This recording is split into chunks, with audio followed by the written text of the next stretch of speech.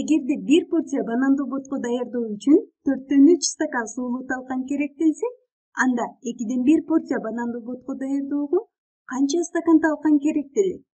Алгач видеону токтотуп, маселенин жообун өз алдынча эсептеп көр. Анда эмесе кеттик. Маселенин жообун биргеликте эсептейбиз. Бул жерде бир порция банандуу боткого 4-3 стакан талкан керектеле тургандыгын айтып жатат. Ал эми жарым порция банандуу боткого канча стакан талкан керектеле тургандыгын эсептөө керек.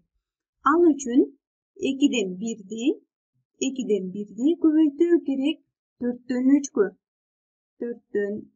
Мисалы, эгерде биз 2 порция даярдай турган болсок, анда 4-3тү 2ге көбөйтмөкпүз. Ал эми 2-1 порция же болбосо жарым порция банандуу ботко даярдоо үчүн дагы биз 4-3тү 2-1ге көбөйтөбүз. Анда бул жерде 2 жөнөкөй бөлчөктүн көбөйтүндүсүн эсептөө үчүн алымына көбөйтөбүз. 1-ди 3кө көбөйтсөк 3, 2-ни 4кө көбөйтсө 8. Демек 8ден 3 стакан талкан керектелет. Ушул эле амалды бул түрдө же болбосо визуалдуу түрдө дагы аткарып көрсөтөлү. Ал үчүн биз бир бүтүндү сызып алалы. Бул бүтүн бизге 1 стаканды түшүндүрсүн. Бул биздин бир бүтүнүбүз. Анда бул стаканды 4 бирдей бөлүккө бөлүп алабыз. 2ге бөлдүк, дагы 2ге бөлүп алабыз. Жана бул жерде дагы 2ге бөлүп алабыз. Стаканды 4 бирдей бөлүккө бөлүп алдык.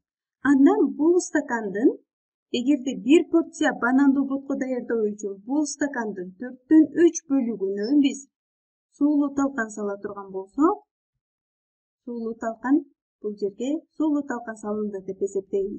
Анда жарым порция банандуу ботко даярдоо үчүн бул 4-3түн дагы жарымын суулуу талкан салуубуз керек. Демек, жарым порция банандуу ботко даярдоо үчүн стакандын бул бөлүгүнө суулуу талкан салып алабыз.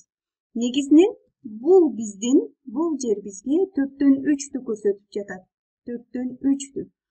Ал эми бул стакандын бул бөлүгү бизге 4-3түн жарымын. Бул жер бизге 4-3түн жарымын көрсөтүп жатат. Жарымы бул 2-1ге барабар. 2-1. Анда бул боелгон бөлүк стакандын кандай бөлүгүн түзө тургандыгын аныктап алуубуз керек.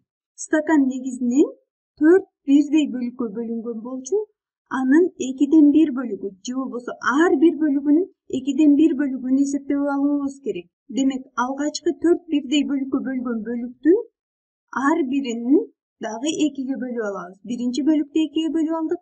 Бул жерде экинчи бөлүк 2ге бөлүнгөн болчу. Үчүнчү бөлүктү дагы 2ге бөлүп алабыз. Жана 4-чү бөлүктү дагы 2ге бөлүп алабыз. Жалпысынан стакан бирдей бөлүктөргө бөлүндү. Канча бөлүккө бөлүнгөнүн эсептейбиз. 1, 2, 3, 4, 5, 6, 7, 8. Стакан 8 бирдей бөлүккө бөлүнгөн. Анын 3 бөлүгү гана боелуп турат. Демек, бул боелгон бөлүк стакандын 8ден 3 бөлүгүн түзөт.